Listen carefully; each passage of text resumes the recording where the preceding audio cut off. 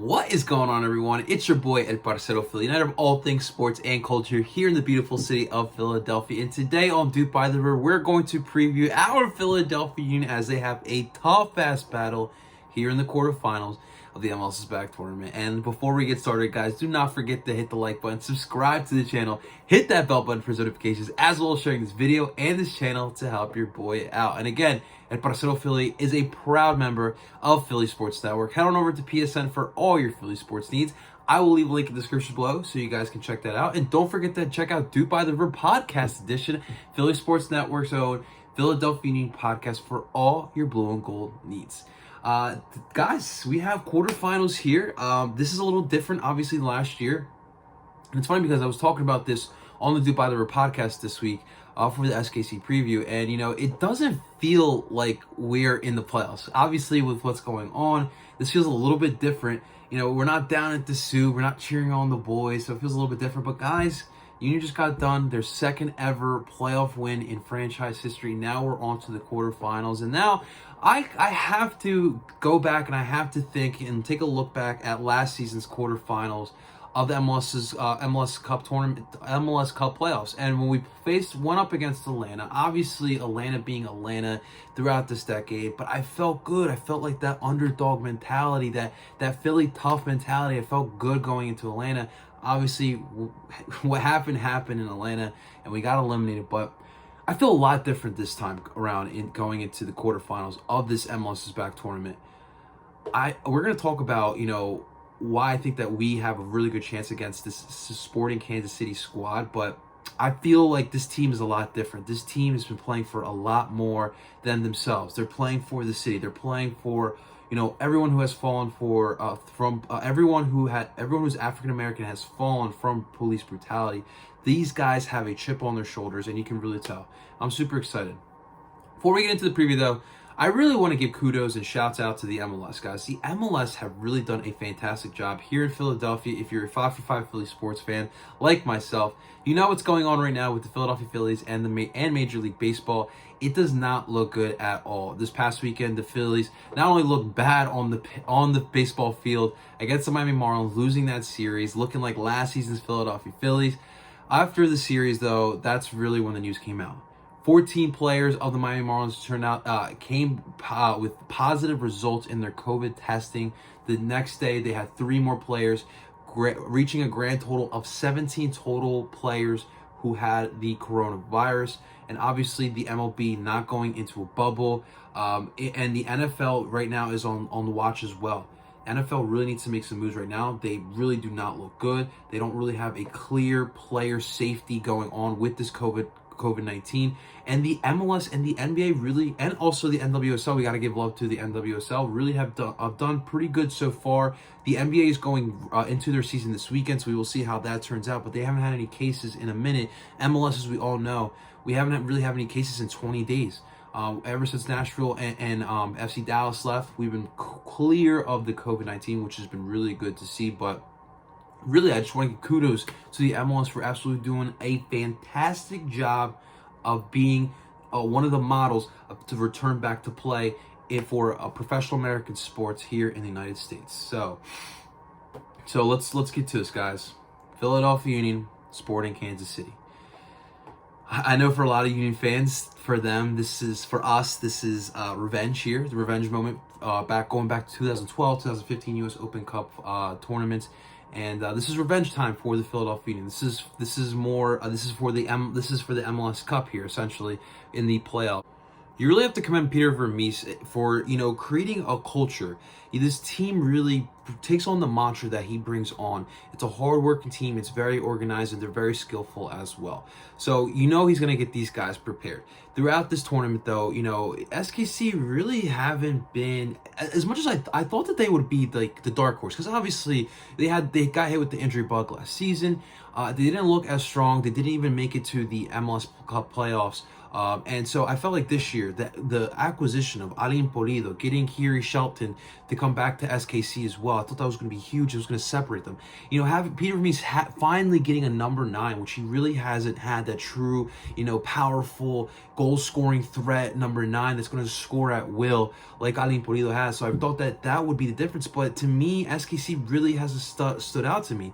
You know, when you look at them throughout this tournament, the first match, they had the lead for most of it, and Minnesota United literally at the last minute took the lead and won that first game. The next match, they were playing against a 9-man Colorado Rapids team. That's a little bit easier to do. They were able to get a solid win against RSL in the last match of the group stage, a nice 2-0 victory. But RSL is another team that still were trying to figure it out, but didn't just enough to get into the round of 16. So in the group stage, SKC really did not, you know, it give me fear. Give me a lot of fear. And then when you look at the first matchup in the round of 16, facing off against the Vancouver Whitecaps, which kudos to Vancouver for making it to the round of 16. They had absolutely no business being in there, but they gave it everything, absolutely everything to Sporting Kansas City. And even Vancouver had a young 21-year-old third-string goalkeeper in Hasselback there, and he saw 37 shots thrown at him, and he did his thing, and it was a 0-0 match throughout the whole match. And then it took PKs for SKC to get the victory there, 3-1 in PKs. But I feel pretty good right now. If we're looking at this matchup, I feel pretty good for our Philadelphia Union to get a victory here against SKC. But let's look at our side here, guys. And let's start off with the formation and the lineups here for your Philadelphia Union. Now, starting with the formation is the 4-4-2 diamond. But after watching, you know, some of SKC's matches, I'm not gonna lie to you guys. A part of me kind of wants to see the 4-2-3-1 come back. The thing is that SKC, especially like, you got to look at the Minnesota match. I think the Minnesota match is the perfect blueprint to try to beat them. SKC were obviously dominating throughout the match. Possession, they had more opportunities. They only had a 1-0 win. 1-0 lead for most of the match, and then Minnesota came back, but Minnesota just allowed SKC to just overwork themselves. So by the time the end of the match came around, Minnesota was ready, and that's when they pounced on them. They took advantage of a tired SKC team. I keep wanting to call them RSL. They took advantage of a tired SKC team, and they found a way to get the victory. So a part of me kind of just wants, you know, the Union to just sit back, allow SKC to do what they're going to do whatever they want to do. They really are having issues in the final third of trying to create there. I don't know if it's a chemistry issue. Obviously having Pulido and Shelton, 2 guys that are new into that lineup, it could be really difficult. And they still, in my opinion, don't have that link-up guy. You know, they put Guide in there, and they also put in Bucio in there as well. And it seems like either one of those two still aren't the guy that can link the attack together with some of those good wingers that they have, either Johnny Russell or Gerso on the one side, and then obviously Shelton on the other, and then Pulido down in the center. So it's something to think about. But starting a goal. No, obviously, there's going to be no changes here. Andre Blake has been playing like the absolute MVP of this tournament. And I keep saying this, guys, but he's absolutely playing outstanding throughout this tournament. And, you know, he, again, SKC is going to have opportunities, but they're just not that clinical in the final third. And it's going to come down to Andre Blake to make big saves. In the Vancouver match, he saw 37 shots on him. Now, obviously, Philadelphia is a much more better quality team. We have a better back line. Obviously, Andre Blake is one of the best goalkeepers in this league. But Andre's going to see his fair share of shots. And you got to believe, like, in the other matches in this tournament, he's going to have to make 1 or 2 big saves to give us an opportunity to get a victory here.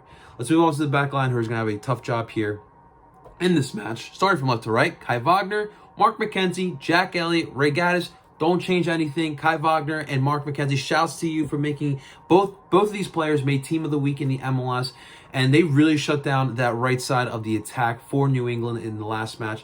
And in this match, they're going to have to do the same thing, because on the right side of the attack for SKC, you got Obviously, Alain Pulido, who's the number 9, who's going to be everywhere in the attack. You have Shelton, who's a quality winger there, and then you have Graham Zusi, who can also create and widen out the field to create some opportunities from out wide. So they're going to have their jobs, they're going to have their hands full, to say the least, in this match. Jack Elliott and Mark McKenzie seem really have this good chemistry going. I don't think you change that up. And Ray Gaddis, man, please score. Can we ride this time? We will see. Let's move on to the midfield guys who have a really important job here. Starting from left to right.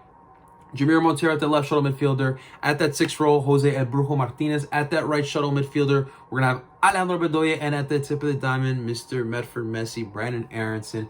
This is going to be a really important position here because, like I just said, I don't think that the SKC link-up play as a quote-unquote number 10 that they really lack, kind of. I think it's going to be important that midfield just absolutely stifles the midfield of SKC, and I think they're going to do that. And if they do that, we will have a good opportunity to win in this match here. Jamir Montero being a little spark of attack for this Union midfield. He's going to have a big role again in this match, and I expect him to step up big here for your Philadelphia Union. Brandon Aronson, I want to see more in the New England match. Keep attacking those open spaces. Keep making those good runs. El Brujo Martinez, no yellow cards. So let's build off that momentum. No yellow cards last match. So let's continue doing some of that. And I want to see the tenacity. We're going to need his tenacity in this match here. You want to punish this SKC team. Alejandro Bedoya, and listen, he might have the opportunities like he did in the past couple matches where he's attacking from out wide at that as that right, full as that right winger, essentially, you can kind of, I guess you could say. But this midfield's gonna have an important job, and I believe that they will do what they got to do at the forwards position. Obviously, Kasper Shabilko, Sergio Santos Gomes won't be. I don't think we'll see any changes there. Those guys, again, you got to pressure that back line there for SKC. And one thing I didn't mention too, one of the big reasons why SKC's been playing better ever since the Colorado match, they haven't allowed a goal, and one of the big reasons is that Graham Smith has been placed as one of the center backs in place of Matt Beasler, the longtime center back for SKC. Graham Smith took that opportunity and he ran with it. He's done a pretty good job as that other center back for SKC. So Kasper Shabilko, Sergio Santos pressure the fuck out of that back line of SKC, and Kasper, I really want to see him, just be that threat in the box, that typical number 9. I want to see some crosses in and let him use his ability in the box. He really knows how to work in the box and get the ball in the back of the net. So I'm really excited about that. And Sergio, use that physicality. We've seen that physicality. We've seen him make them runs. In the last match, that was definitely a performance that he can absolutely build on. He had 4 shots on goal with 3 of them on target. He just himself, and obviously the lone goal to get us the victory there. So he's going to have a big job here in this match. And Jim, I want to see him play a little bit more. Let's see him play more than 60 minutes here. He could definitely do different things. Could this possibly be the opportunity you get to see the 4-2-3-1 in the second half? It wouldn't be a bad thing if we got to see the 4-2-3-1 in the second half for at least 20-30 minutes. It'd be nice to see. But guys, so I feel with this Union team, the physicality this team has, they're going to bring it to SKC. And I don't think SKC's faced a physical team like the Philadelphia Union thus yet. Now, obviously, on the SKC side, you start with Peter Vermees, one of the best managers this league has to offer, and he's going to put together a good game plan. And back-to-back weeks, Jim Kirchin's going to have to find a way to try to it's tough to outmanage with the type of system that we run. But I think Jim, what he's done this season tactically has not been complex, but what he has been doing really well is being able to motivate his guys, create a mindset for this team. This team will fight, grind it out for 90 minutes, and that's kind of like the mentality that this Philadelphia Union team has gained from the leadership of Jim Kirchin. So I want to see a little bit of that throughout this match here. Pressure the hell out of them, punish them, and it might not be a complex system, but it gets the job done. I think if the Union just allow SKC to overwork themselves like SKC has done in this tournament, and the Union just bulldoze them down like they have been. I'm sorry, I'm a little bit of a I'm a 5-for-5 Philly sports fan. I like a little aggression. Obviously, watch a lot of Eagles, a lot of Flyers, but I want to see that aggressive nature that we have seen from the Union in this tournament. And I think if we get that, we do that, we take advantage of some of the holes that SKC will have. We'll get the W here, guys. I think at the end of the day, the Union will get the victory here. It'll be a 2-1 win here for the Philadelphia Union. It will be a grinded out match. It'll be a great match. I cannot wait. I'm really buzzing. We are about 24 hours now till this match starts, and I'm super excited. Guys, let me know what you guys think. In the comments below, let me know how you guys are feeling. What do you think the Union have to do in order to get a victory here against Sporting Kansas City? Thank you so much for watching, guys. It really means the world to me, even through these times where I have to, do it old school, make my videos on the phone here. No crazy edits, no crazy graphics here, and I appreciate you guys for checking it out. Guys, continue supporting this parcero here. Don't forget to like the video, subscribe to the channel, hit the bell button for notifications, as well as sharing this video and this channel to help this young parcero grow. You guys follow me as well. Don't forget to follow me on Twitter at parcerophilly, on Instagram at L_parcero_Philly. And you can also find me on TikTok as well at parcerophilly on there too. Guys, hopefully the Union get the W here. I'm still not sure. I might be doing a vlog down at the Larimer, getting some of the vibes down there from Union fans, doing my thing. I do miss doing that, but Liam and I have a good thing going. So let me know in the comments below. Would you like to see a vlog, or would you rather continue seeing me on the Liam live streams on Philly Sports Network? Thank you so much for watching. Again, guys, I go by the name of Ed Parcero Philly, and I'm telling you guys to DOOP on. Let's go, Union. Woo!